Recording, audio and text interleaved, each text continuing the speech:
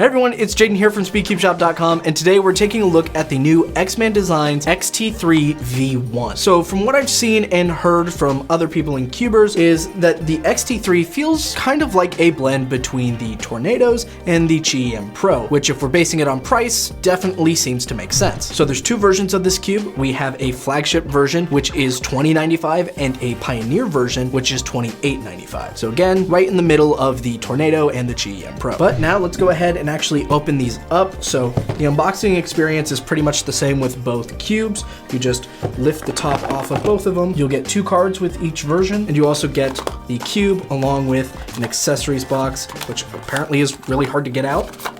There we go. And in the accessories box, you have a few things in here.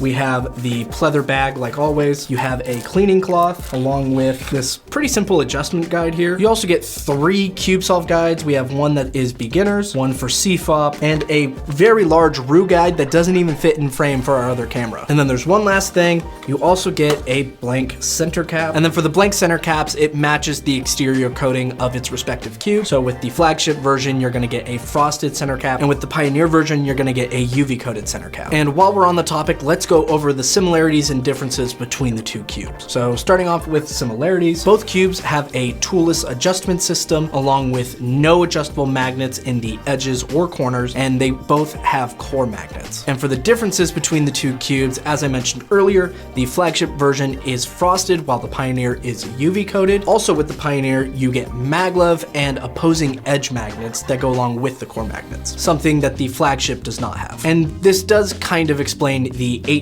price difference between the 2 cubes. I still think it's a bit much, but again, just kind of helps explain it. Now let's go ahead and do some first turns. We'll start off with the flagship version here. Okay. So this cube is quite loose, definitely clacky. It feels smoother than most cubes out of the box, which is nice.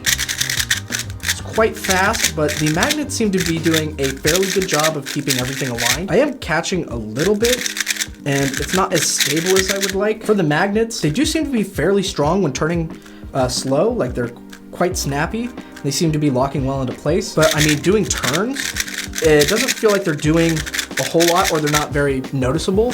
I mean, they're doing a fairly decent job of keeping everything aligned, but I just think that the speed and flexibility of this cube is overwhelming the magnetic strength. Now for flexibility, oh wow, that is a lot. Look at how flexible that is. That's a huge gap between the pieces. Yeah, this cube is way too flexible, way too loose. Definitely need to tighten this up, which is definitely gonna help with some of the speed. Gonna probably use a bit of a heavier lube to kind of slow it down. If you aren't comfortable with setting up your cubes, I would probably just suggest getting the Cosmic setup, which is gonna make this cube more controllable, and will also tighten it a bit too, so it's not as flexible. But I mean, overall, fairly decent cube for about $20. I can definitely see what people mean by the feel is kind of like a QiYi Pro mixed with the Tornado.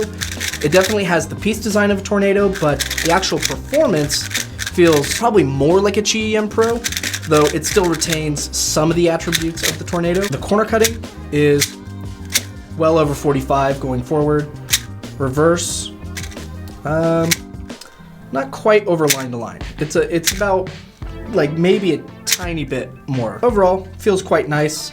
But yeah, just too loose, gotta tighten it a little bit. But now let's go ahead and move on to the flagship version here. So this cube does have maglev and opposing edge magnets. So my guess is that this is gonna be quite a bit faster. I'm gonna start off with some lighter turning first, and then I'll try to go more all out.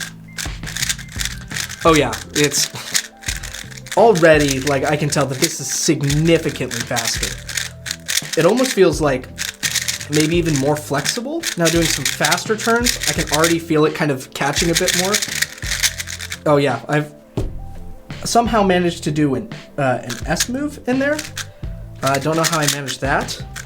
But yeah, it's so fast that the magnets aren't able to keep everything aligned. This might be an unpopular opinion, but I actually don't really like opposing edge magnets in cubes. I don't think they're that beneficial to the performance of it. Most cubes come out of the box so fast that it doesn't really do anything but make the cube uncontrollable, and it just means that I have to put more time into setting the cube up. For anyone else that shares my opinion, please put it in the comments down below so I can feel some vindication in that thought. Maglev I can understand a bit more, but maybe not in this case. The cube is just so fast already, even just the flagship version. It's just more of a hindrance than it is a benefit. And then the corner cutting on the Pioneer, over 45.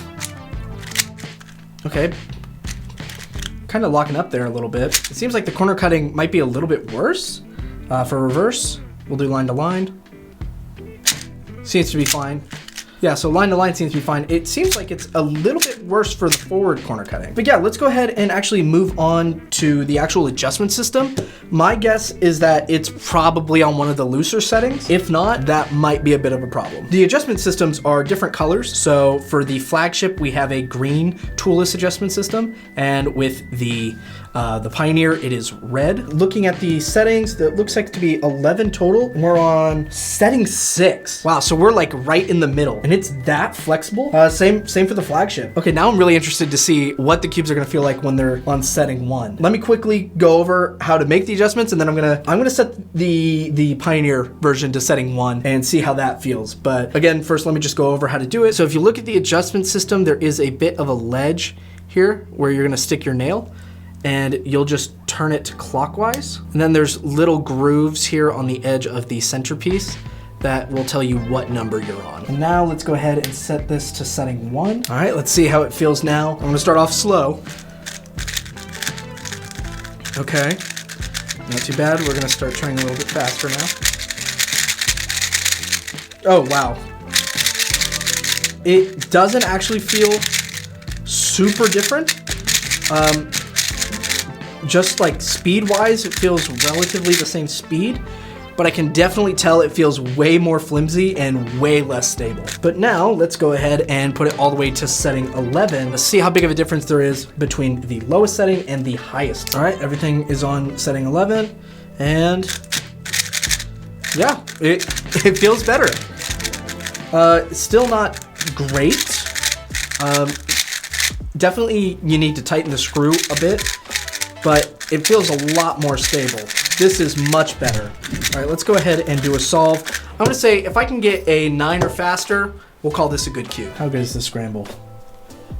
Not great, but we will work with it. We'll see what we can do.